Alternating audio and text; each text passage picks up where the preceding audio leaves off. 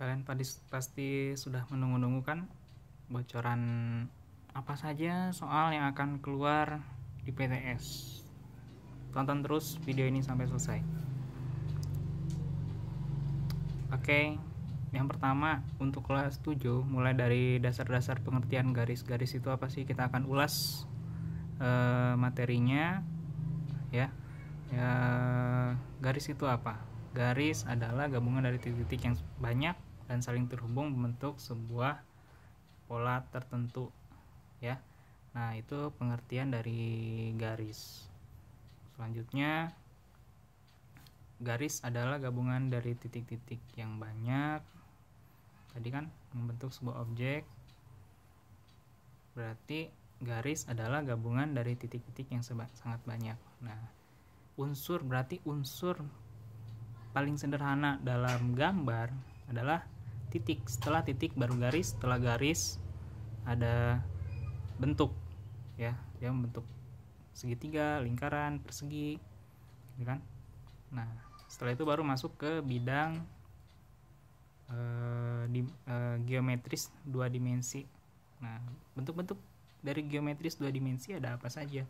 Lingkaran, segitiga, persegi, trapesium, dan lain sebagainya. Itu kalian pasti harusnya sudah tahu ya.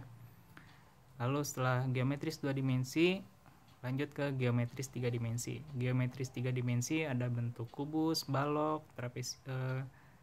prisma, bola, dan lain sebagainya. Itu kalian harus bisa membedakan bentuk-bentuk antara 2 dimensi dan 3 dimensi ya. Jangan sampai salah dalam penyebutan.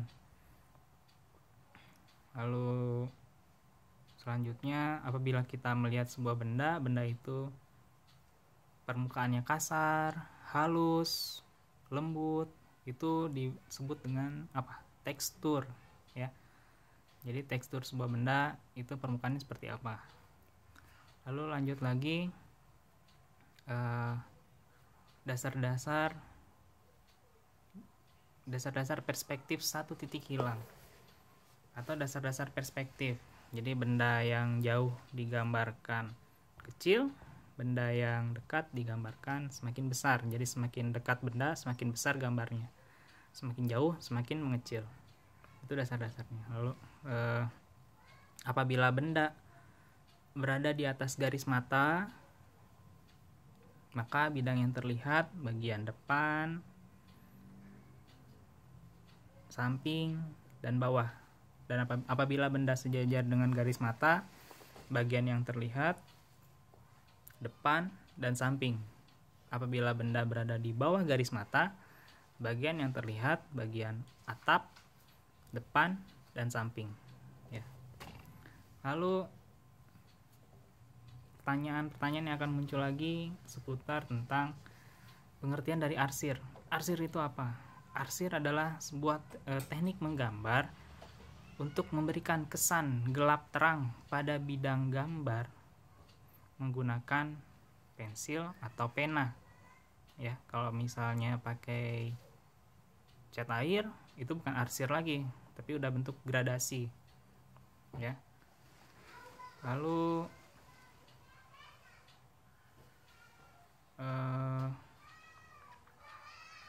apa lagi ya?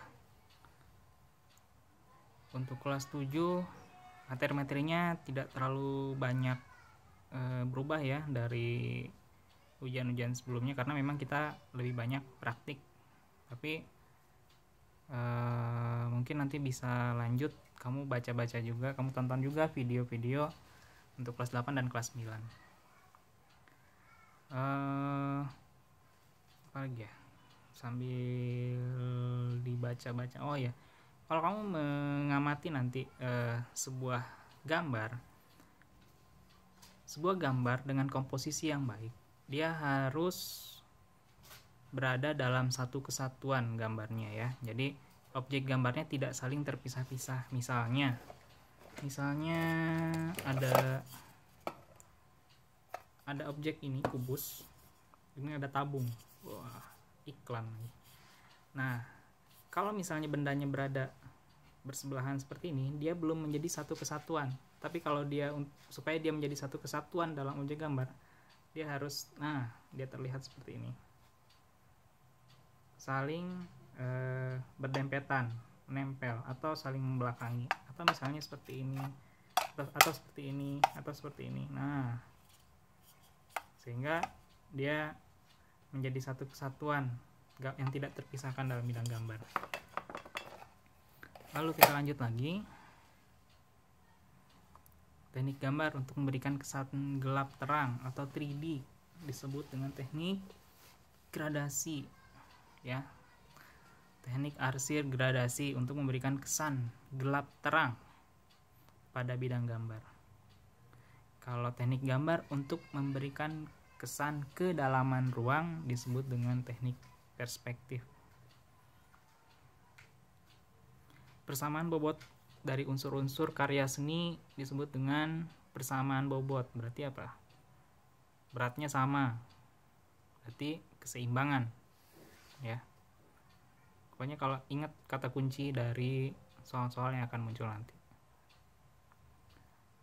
Lalu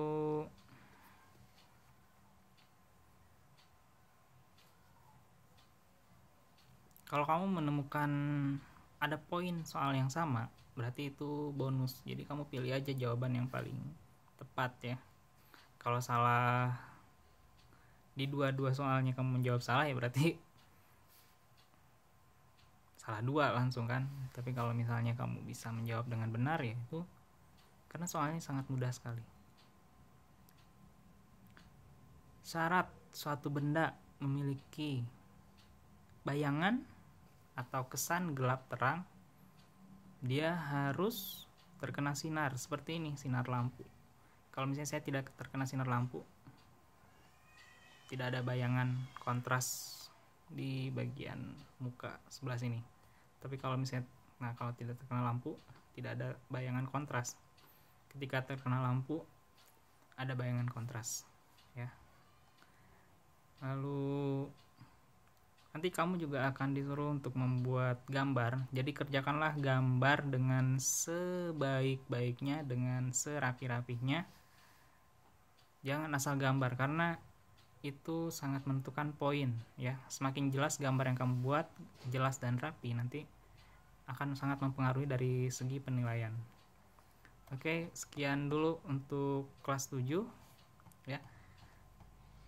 Mudah-mudahan besok kamu bisa, karena soalnya hanya sedikit, ya, materinya kita hanya diberi 20 soal.